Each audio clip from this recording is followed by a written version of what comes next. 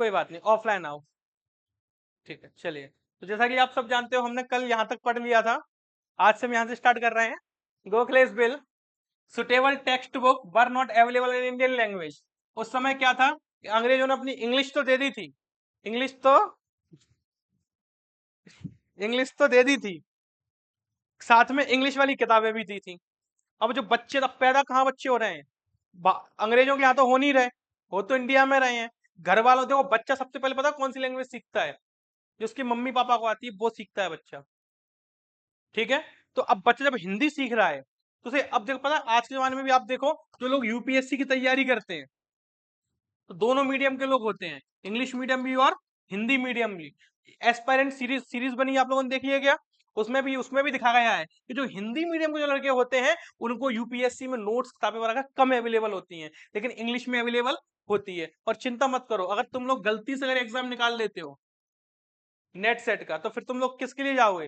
Government professor के लिए, obviously बात है। तुमको पेपर वन में क्या पढ़ना पड़ेगा? एमपी पढ़ना पड़ेगा, और एमपी में इंग्लिश में,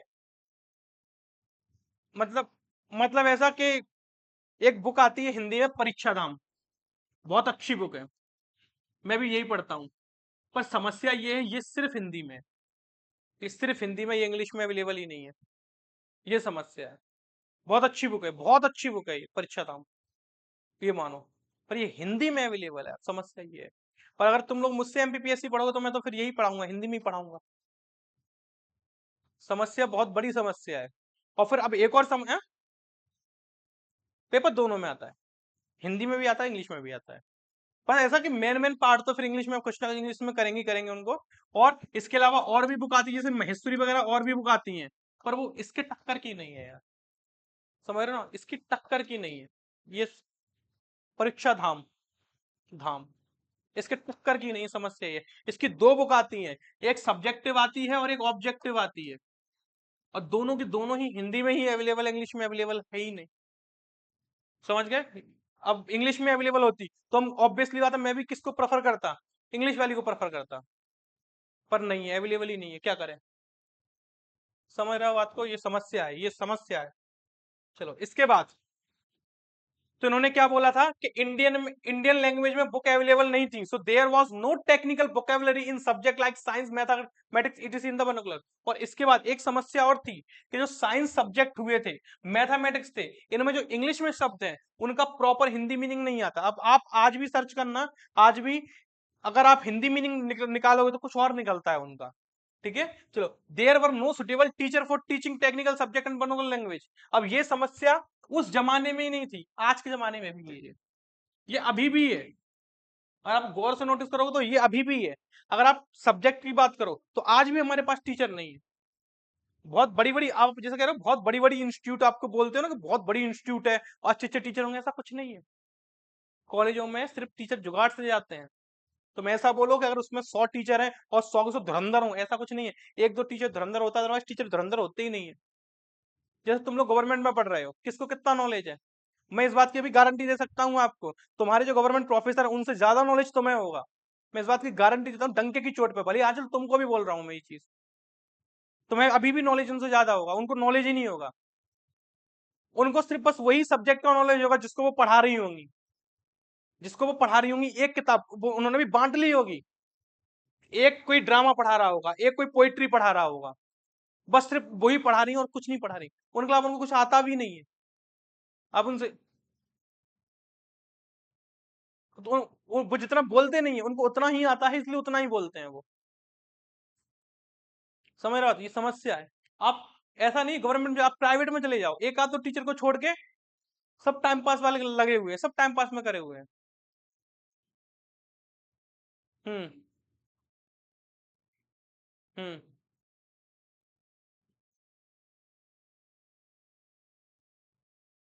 हम्म। हम्म।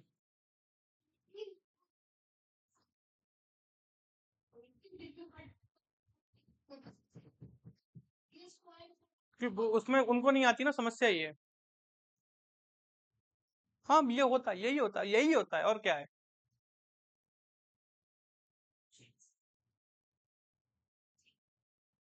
अपन ने तो सोनेट्स पढ़ी तो हैं, वो तो अपने पास समय कम रहता है ना, क्योंकि अपन सिलेबस नहीं कर पाएंगे। इस वजह से अपन पोएम डिटेल में नहीं पढ़ते, अपन सिर्फ समरी देखते हैं हल्की हल्की। लेकिन फिर भी मैंने सोनेट्स तो उसकी पढ़ाई है आपको। सोनेट्स तो अपन ने उसकी सोनेट्स 3 4 5 6 से पढ़ी थी। ज्यादा टफ नहीं है। हाँ लैंग्वेज टफ है, लैंग्वेज टफ है, पर ऐसा कि उसको अगर तुम 1 2 बार पढ़ लोगे तो हो जाता है। और शेक्सपियर से हाथ क्यों ना लगाए, हेमलेट पढ़ाते नहीं है क्या वो लोग? ओथेलो पढ़ाते नहीं, किंग लियर पढ़ाते नहीं है?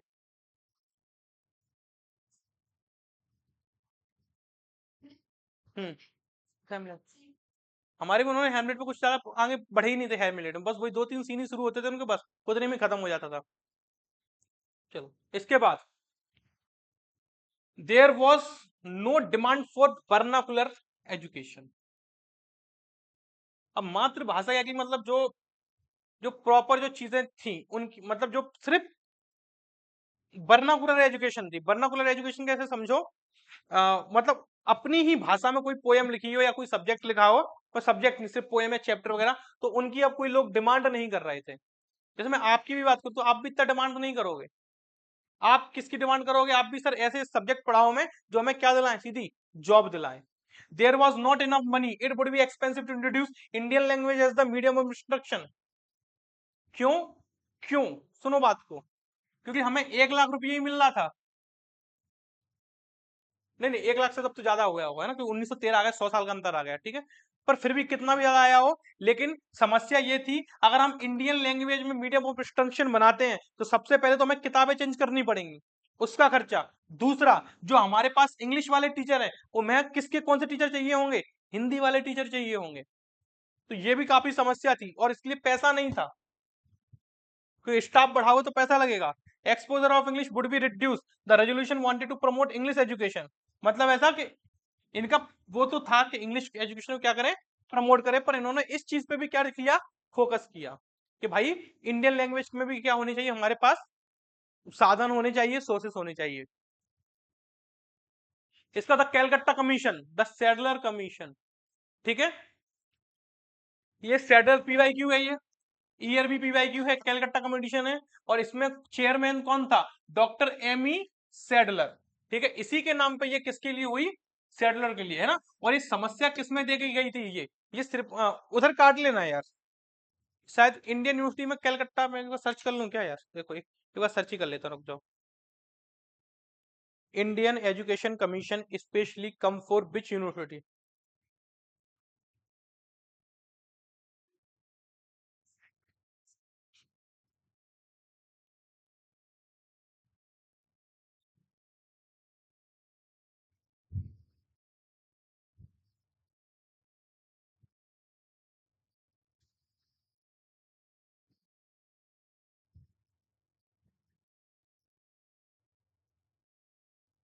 हाँ ये, हाँ जो ये मैंने करवाया था कलकत्ता, तो ये कलकत्ता के लिए भी थी, है ना। ये मैंने कलकत्ता लिखवा दिया आपको कि ये कलकत्ता के लिए भी थी, ये बॉम्बे के लिए भी थी, मद्रास के लिए भी थी। मतलब उस एरिया, मतलब उस समय में जितनी भी बड़ी बड़ी यूनिवर्सिटी थी उनके रिगार्डिंग ये थी। लेकिन ये जो सेडलर कमीशन थी, ये सेडलर जो कमीशन आई, है ना, जिसका दूसरा नाम कैलकाटा कमीशन भी है, ये सिर्फ और सिर्फ किसके लिए आई? सिर्फ और सिर्फ किसके लिए आई? कैलकाटा यूनिवर्सिटी के लिए आई, ठीक है। अब देखो इनकी क्या रिकमेंडेशन थी, अब इन्होंने क्या recommendation the? Separation of high school education and university education. High school education है, यानी जो स्कूल एजुकेशन है उसको अलग करो, और यूनिवर्सिटी एजुकेशन को क्या करो, अलग करो। तभी आप लोग देख रहे होंगे आजकल अलग अलग है। लेकिन कुछ स्कूल आज भी ऐसे हैं जो उसी स्कूल में उनके स्कूल चलते हैं, उसी स्कूल में क्या चलते हैं, यूनिवर्सिटी चलती है। अगर देखना हो तो इधर आप जाओगे ना, तो खंडवा नागा के आगे एक स्कूल है,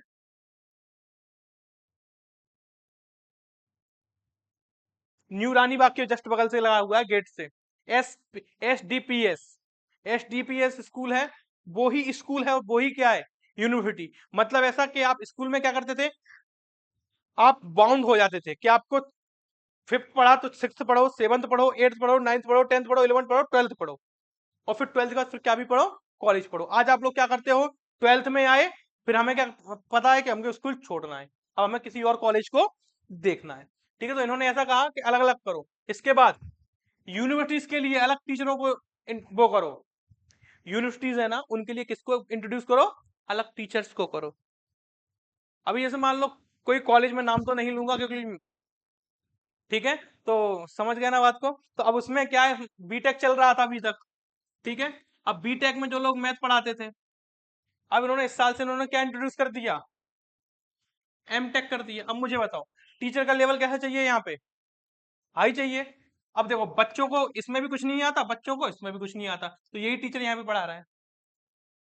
समझ गए बात को? बच्चों को कहीं कुछ नहीं आता, ना एमए में आता है, ना कहीं कुछ आता ही नहीं है। बच्चों को नॉलेज होता है सिर्फ और सिर्फ कॉम्पिटेटिव एग्जाम की तैयारी करने के बाद।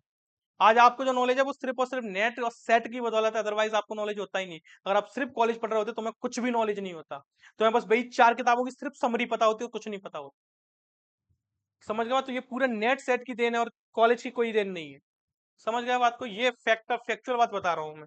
चलिए इसके बाद, vernacular should be used in general throughout the high school except for the teaching of English and mathematics which during the 4 year of course should be conducted in English। इन्होंने कहा, इन्होंने भी सेम चीज कही, स्कूल वगैरह में किसमें बोलो आप, अपनी लैंग्वेज में बोलो, फिर बाद में किसमें बोलोगे आप, इंग्लिश में बात करोगे। और जैसे कुछ सब्जेक्ट जैसे कि मान लो इंग्लिश है, मैथमेटिक्स है, इनमें आप बचपन से किसमें पढ़ाओगे, इंग्लिश में पढ़ाओगे। क्यों? ताकि बच्चे के अंदर धीरे धीरे हम किसको इम्पार्ट कर सके, इंग्लिश को इम्पार्ट कर सके। चल इसके बाद, the medium of instruction the intermediate college and the university shall be English except when dealing with the vernacular and classical language.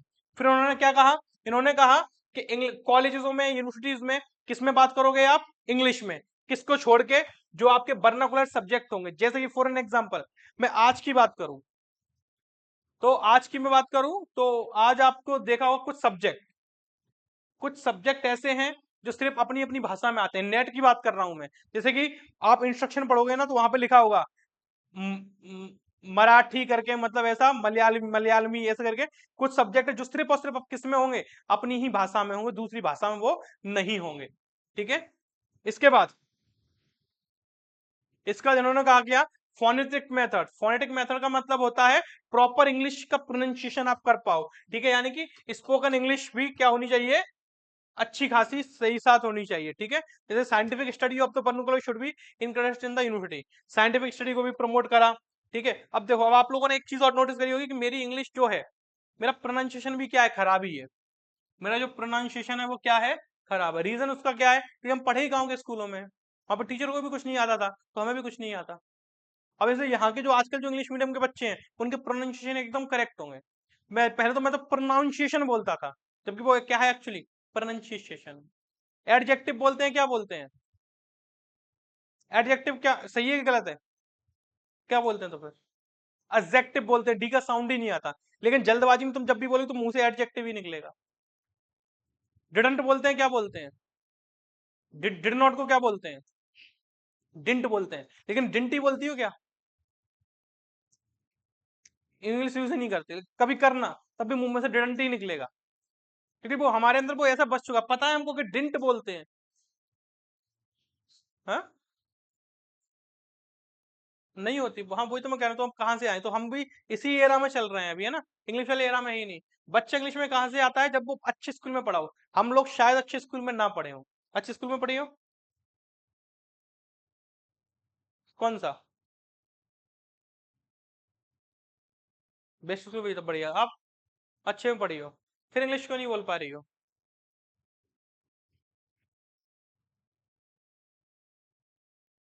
मैं तो बोल लूँ, मेरे को तो बहुत खतरनाक इंग्लिश आती है, पर फिर इन लोगों को समझ में नहीं आएगा ना। हाँ चल, अच्छे स्कूल में पढ़ी हो,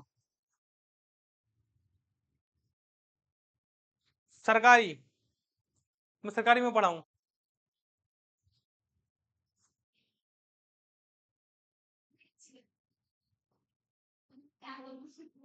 इंग्लिश लिटरेचर क्यों लिया, फिर हिंदी लिटरेचर लेती ना।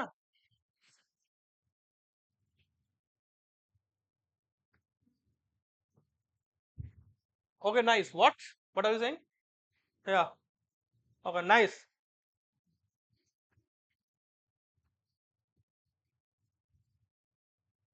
लोगों को नहीं आता, लड़कियों को ही आता है। लड़की इंग्लिश बोलती ही नहीं है। मैंने किस, हाँ मैंने अभी तो पढ़ाया था ना,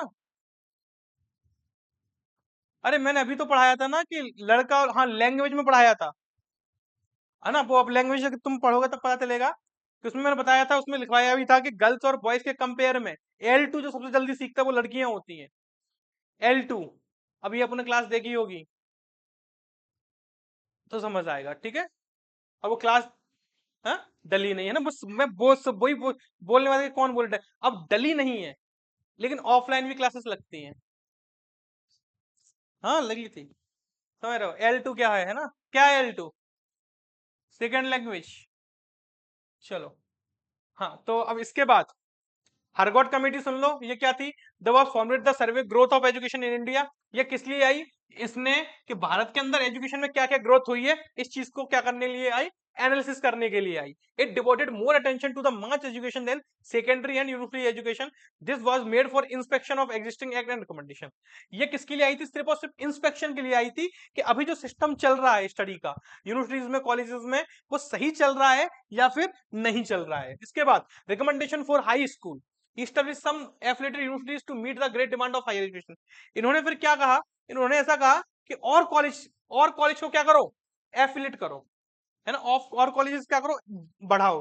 appointment teacher for affiliated college, affiliated college में क्या करो? और टीचर्स बढ़ाओ। प्रमोशन, मैंने अभी कहा था ना आपसे कि कॉलेज एफिलेटेड तभी होगा जब वो डिमांड क्या करेगा? फुलफिल करेगा।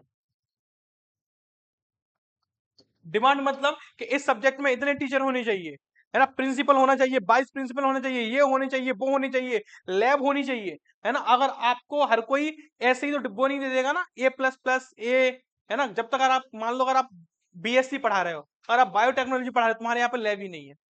जैसे मैं किसी कॉलेज की बात करूं, ठीक है, नाम नहीं लूंगा मैं।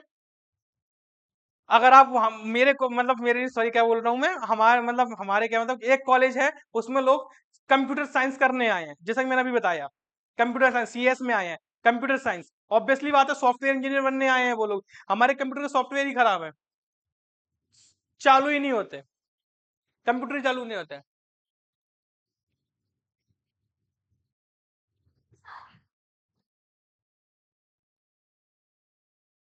सॉफ्टवेयर नहीं चलते।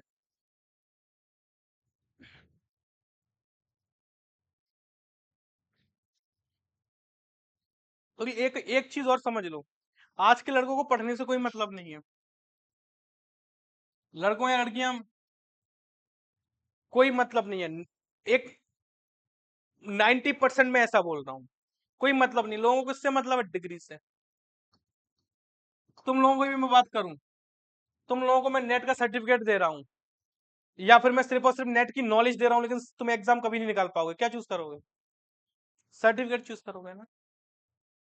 तो मैं भी नॉलेज से कोई मतलब नहीं है, वो तो मजबूरी है, ताकि वो नेट पर बना, और कोई तुम्हें नेट फ्री में देना तो वो ले लो। तो वही मैं कह रहा हूँ, पढ़ने से किसी को कोई मतलब नहीं है।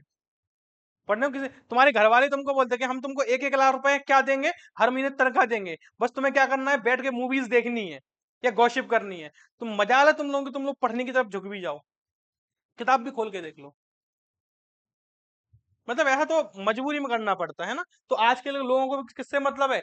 डिग्री से ही मतलब है, सबको डिग्री से मतलब है, ठीक है। जितने भी तुम ये जो सजा सजा के वो लिखते हो, आज की ही बात बता रहा हूँ तुम लोगों को, जो तुम लोग सजा सजा के लिखते हो, असाइनमेंट, प्रोजेक्ट, CC, आज ही मैं उनको रद्दियों में फेंक के आया हूँ। मतलब ऐसा कि लैब असिस्टेंट को बुला के मैं जाओ ले जाओ उसको, ये रद्दी में जाते हैं सब, कोई वैल्यू नहीं होती, किसी की वैल्यू नहीं होती।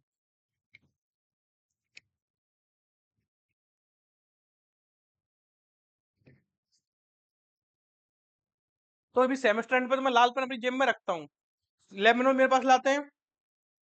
और मैं थोड़ा एक्स्ट्रा है, और मैं थोड़ा सा एक्स्ट्रा ऑर्डनरी हूँ। मैं क्या करता हूँ, पहले पेज पे साइन करता हूँ, आखिरी पेज पे साइन करता हूँ, जा लाल रेड पेन से खुद लगा लियो राइट।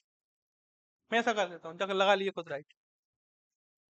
यही चल रहा है। असाइनमेंट तो मैं देखता भी नहीं हूँ, असाइनमेंट में मैं राइट भी नहीं लगाता, असाइनमेंट रखे फेंक दिए। हाँ, क्योंकि रूल है, और रूल वो इसीलिए है, सुन लो, कि अगर ये रूल भी नहीं होगा तो तुम लोग अपने मन से लिखोगे? लिखोगे क्या? तुम वो भी नहीं, तो तुम वो भी नहीं लिखोगे। कम से कम इसी बहाने कुछ तो वहां पे वो करो, वरना तुम सीधा एग्जाम में पढ़ो, अगर इससे पे एग्जाम हो तो। ठीक है, सिस्टम हमारा बहुत अच्छा बनाया गया है, पर उसको हम उतना क्या है कि फॉलो नहीं करते।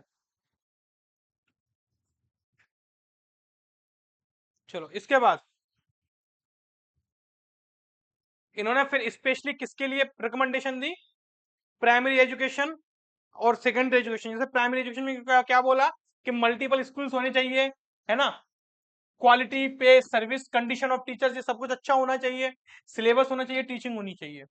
और यूजीसी ने भी ऐसा रूल निकाला है, यूजीसी ने भी ये कहा है कि एक टीचर की बेसिक सैलरी कितनी होनी चाहिए? 21,600। और लोग इसमें भी घपला करते हैं। मैं पहला इंटरव्यू देने गया था, उसमें मालवा इंस्टीट्यूट है, उसके बगल से है एक वो है कोई, भूल गया नाम उसका, वो मेरे को 18,000 रुपए बोल रहा था, 18,000 देंगे।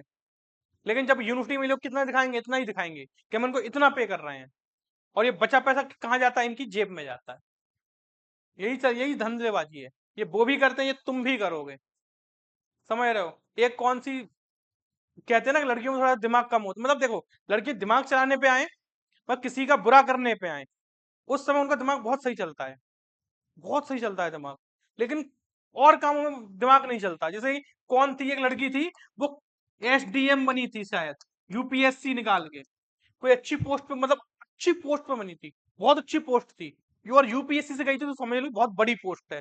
पहले ही दिन रिश्वत लेती पकड़ी गई, पहले ही दिन रिश्वत ली उसने। और पता कितने की रिश्वत ली? 10,000 रुपए की।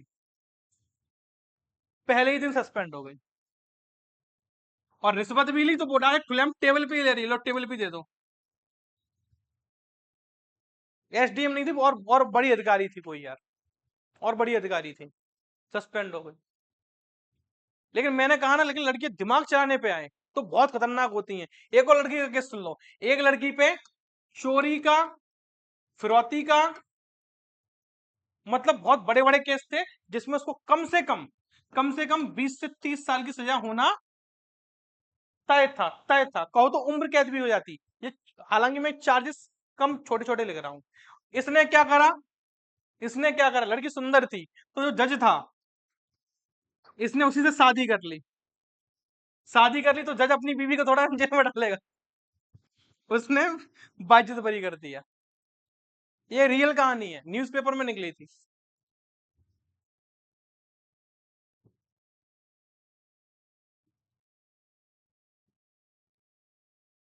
तो मैंने बोला ना, मतलब क्या बताऊं। चलो इसके बाद सेकेंडरी एजुकेशन में क्या बोला था? Comment recommendation education develop courses meet the requirement of the education. बस वही बात बोली कि यूनिवर्सिटी एजुकेशन को अच्छा करो, वुमेन के लिए पढ़ाओ, माइनॉरिटी एजुकेशन मतलब जो SC ST से लोग हैं, इन पे भी ध्यान दो, ठीक है, एस है ना, और ओबीसी वाले हैं, इन पे भी ध्यान दो, ऐसा इन्होंने बोला। इसके बाद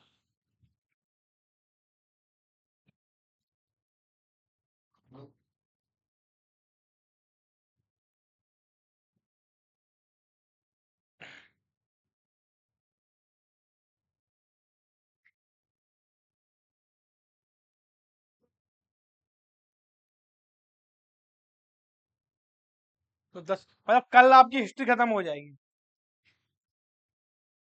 अबाउट वुड कमेटी देख लो।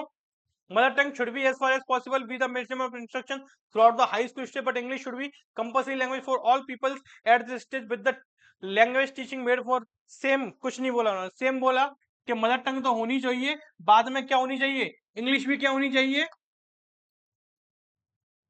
कंपल्सरी कर देनी चाहिए। Vocational education should be organize according to need of, vocational course होना चाहिए। For general and vocational education there should be separate school. फिर उन्होंने क्या कहा कि जनरल के लिए अलग स्कूल होनी चाहिए, जनरल कोर्सेस है ना, कोर्सेस की बात कर रहा हूं मैं, अलग स्कूल होनी चाहिए। वोकेशनल कॉलेज के लिए अलग स्कूल होनी चाहिए। There should be 2 type of school for vocational. अब इसने एक चीज और बोल दी कि वोकेशनल कोर्स तो आप कर रहे हो, वोकेशनल कोर्स को भी 2 टाइप में बांट दो। फर्स्ट शुड बी जूनियर और सेकंड शुड बी सीनियर। मतलब ठीक है ऐसा। The government should open vocational institution in big cities and big vocational centres. इन्होंने कहा गवर्नमेंट को भी क्या है कि बड़े बड़े शहरों में क्या खोलनी चाहिए? ओपन वोकेशनल इंस्टीट्यूशंस खोलनी चाहिए। जूनियर सीनियर का मतलब इन्होंने ऐसा कहा, जो लोग छोटे मोटी जॉब ले रहे हैं वो लोग जूनियर हो गए, और सीनियर मतलब वो होगा जो अच्छी खासी जॉब ले रहे हैं, जिनमें आपको समय देना पड़ेगा। जैसे मैं बीटेक की बात करूं, बीटेक एक बड़ा कोर्स है, छोटा मोटा कोर्स नहीं है। इसमें जो सैलरी वो अच्छी मिलती है। लेकिन वहीं मैं बात कर लूं, आईटीआई की बात कर लूं, 10th से जॉब लग जाती है, आपने 10वां करा जॉब ले लो, तो ये जूनियर कहलाएंगे। इसमें तो आप अपने जिंदगी के 12 करने के बाद भी 4 साल और देते हो, 12वीं करने के बाद भी। पॉलिटेक्निक इसी में आता है, इसी में आता है, आईटीआई में आता है पॉलिटेक्निक। और ये तो वो हैं जो हमें पता है, जो फेमस फेमस वाले हैं, और भी बहुत सारे होंगे ना, पर हमें वो नहीं पता। तुम्हें पता है, तुम लोग अपने आसपास उन लोगों के पास रहते हो जो क्या कर रहा होगा, एमपीपीएससी, एसएससी, आईआईटी या नीट। कभी तुमने देखे हैं जो लोग एग्रीकल्चर में जॉब देख रहे हो? अब तुम, पर जॉब बहुत सारी है। एमपीपीएससी में तुम किसको देखते हो? ऐसा आदमी जो किसकी तैयारी कर रहा है, डीएसपी की या कलेक्टर की।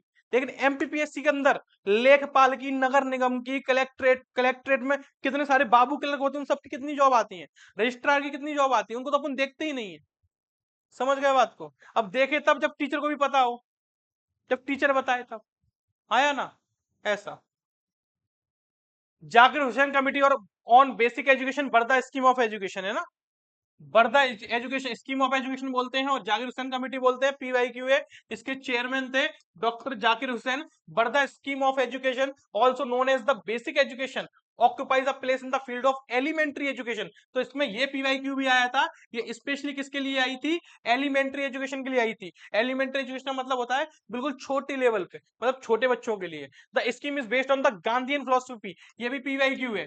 गांधी जी की जो फिलोसफी थी उस पर आधारित थी ये। It was the first time to develop an indigenous scheme of education. अब देखो, अब इसने क्या बोला, इसने बोला free universal compulsory education should be provided for all girls and boys between the age of 7 से 14। और आप लोग गौर से देखना, अपनी जो एनईपी है उसमें भी ये पॉइंट मेंशन है कि इतने से बच्चों के लिए एजुकेशन क्या है, फ्री रहेगी, और क्या रहेगी, कंपलसरी रहेगी। फ्री कहाँ रहेगी? फ्री रहेगी आपकी गवर्नमेंट कॉलेजेस में, हाँ सॉरी स्कूल्स में, हाँ स्कूल्स में ना। कोई गांव में, जब मैंने कहा ना, मैं भी इसी योजना के तहत पढ़ा हुआ हूँ। फीस नहीं लगती थी, इसलिए गवर्नमेंट में ही जाते थे। उस समय उतने पैसे थे भी नहीं यार। मतलब ऐसा कि जो मेरे, जैसे जो मेरे दादाजी थे, दादाजी हैं, ये सबसे छोटे थे, और इनसे जो बड़े थे वो भी हरामी थे, है ना, तो ये भी दब के ही रहते थे। अब देखो मेरे 4 भाई, मतलब बाबा 4 भाई थे, ठीक है। ये जो सबसे बड़े बाबा थे, इनका नाम मिट्ठे था, मिट्ठे बाबा कहते थे इनको, मिट्ठे बाबा। तो इनका दोस्त था, ये दोस्त है इनको। तो ये कोई और आदमी है, इसने इसको मार दिया, इन्होंने इसकी गर्दन काट दी, और एक दिन ये सो रहे थे तो इसके लड़के ना आके इनकी गर्दन काट दी। यही चलता है हमारे यहाँ पे, ठीक है। ये उस समय पैसा था भी अच्छा। ये मेरे बाबा भी उस समय, मेरी अम्मा थी उसको भी जूते की नोक पर रखते थे, समझ रहे हो। दारू वारू सब चलती थी इनकी, ठीक है। फिर जो ये मेरे बाबा है ना, मेरे बाबा, इनकी फिर औलादे हुई, यहाँ पे जो सबसे बड़ा लड़का, फिर मेरे पापा, फिर मेरे चाचा, फिर मेरे एक और चाचा, ठीक है। सबसे छोटे की बात करूं, कुछ नहीं करते, अभी जेल होके आए हैं,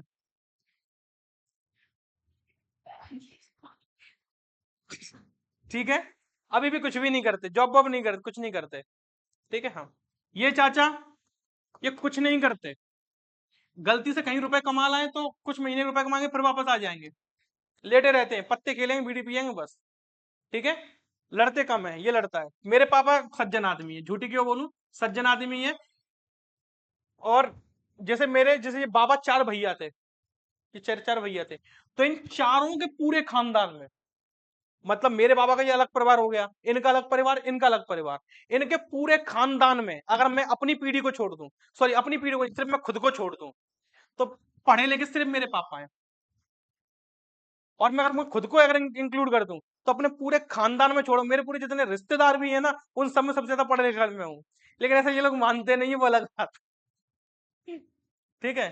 ये सज्जन व्यक्ति हैं, तो इनके पास थोड़ा सा क्या है, इसलिए हमारे पास थोड़ा सा पैसा है।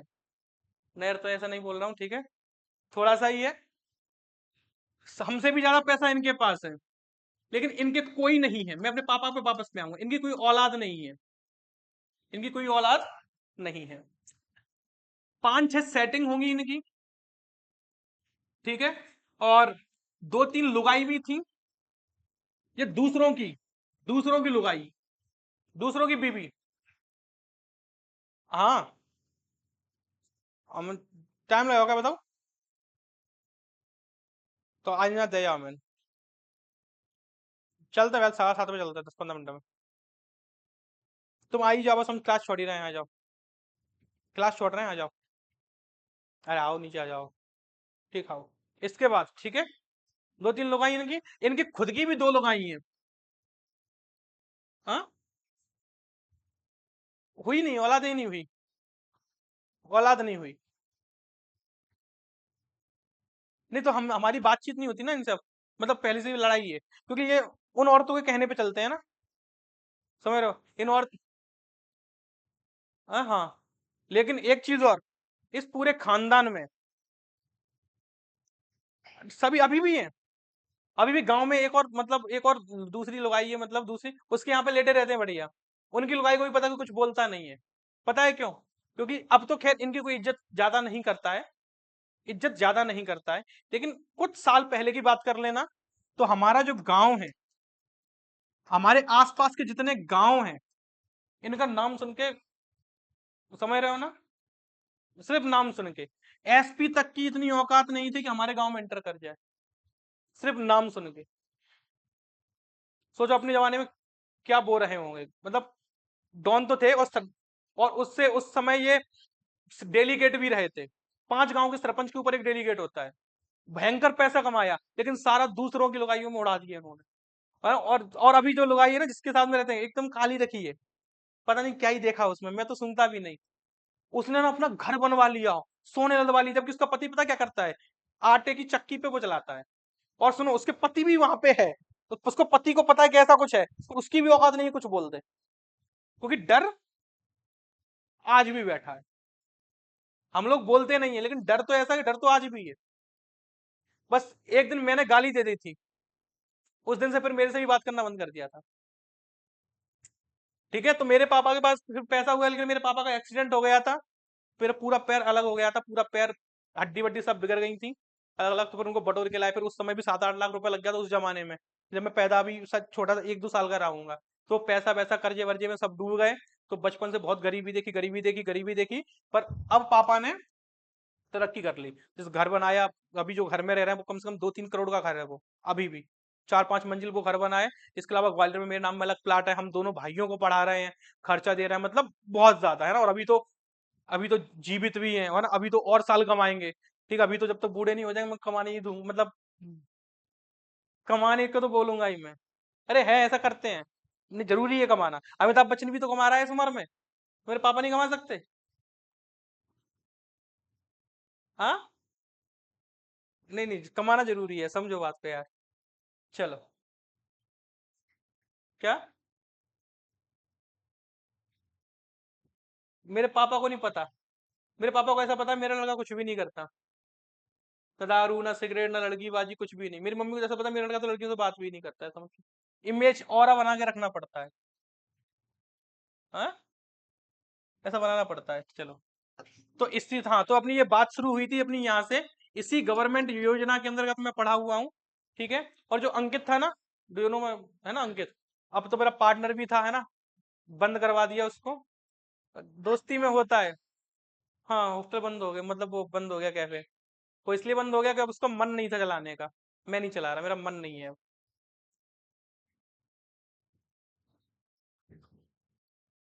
कहाँ, तो बेला ही तो घूम रहा हूँ मैं।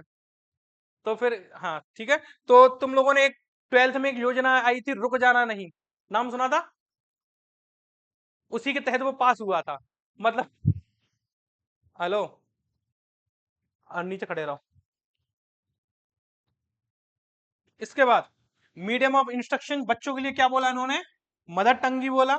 इसके बाद इन्होंने फोकस किया बच्चे की ओवरऑल ओवरऑल डेवलपमेंट पे। आजकल आप स्कूल देख लो, आजकल बच्चे सिर्फ पढ़ाई पढ़ाई नहीं कर पाते, बच्चों से खिलाते भी हैं। बच्चों के लिए प्ले स्कूल बनाए गए हैं, क्यों बनाए गए हैं? ताकि बच्चे की ओवरऑल ग्रोथ हो। इसके बाद, उस जमाने में मैंने कहा था ना, ये गांधी की किस पे बेस्ड था? गांधीयन फिलोसफी पे। गांधी जी क्या काटते थे? सूत काटते थे, यानी कि चरखा चलाते थे वो। चरखा चला के क्या बनाते थे वो? कपड़े बनाते थे, सूती कपड़े बनते थे उस सब जमाने में। ठीक है, तो spinning and weaving, cardboard, would work, leather work, kitchen, ये सब भी क्या किया था उन्होंने पढ़ाई में इंक्लूड करा था, और ये इसलिए इंक्लूड करा था कि बच्चा यही इन चीजों को सीखेगा और फिर यहीं से वो क्या करने लगेगा, जॉब करने लगेगा। क्योंकि उस समय कपड़े काटना बहुत बड़ी बात, समझ रहे हो बात को, मतलब काफी अच्छा माइंडसेट था इन लोगों का। और it was also craft centred education, यानी कि बच्चा रटे नहीं, बच्चा चीजों को सीखता जाए। आजकल तुम्हें क्या करवाते हैं बताओ, रटाते हैं, कुछ भी नहीं करवाते। हाँ, ये स्कूल की बात हो रही है। हाँ, तो भाई करवाते करवाते होंगे, डेफिनेटली करवाते होंगे, अच्छे स्कूल में करवाते हैं। हर स्कूल में करवाते हैं क्या, नहीं करवाते। वो डिपेंड करता है कि उसका प्रिंसिपल कैसा है। तो ये सब कुछ डिपेंड करता है प्रिंसिपल के ऊपर। क्या पता कल को तुम लोग प्रिंसिपल बन जाओ तो उससे भी अच्छे क्या ले आओ, रूल रेगुलेशन ले आओ। ठीक है, इसके बाद the Sargent report, Sargent report अपन कल कर लेंगे। ठीक है, और कल ये खत्म भी हो जाएगा। नहीं नहीं नहीं, हाँ हाँ, कल ये खत्म भी हो जाएगा और साथ में कल से हम ऑथर चालू कर देंगे। ठीक है।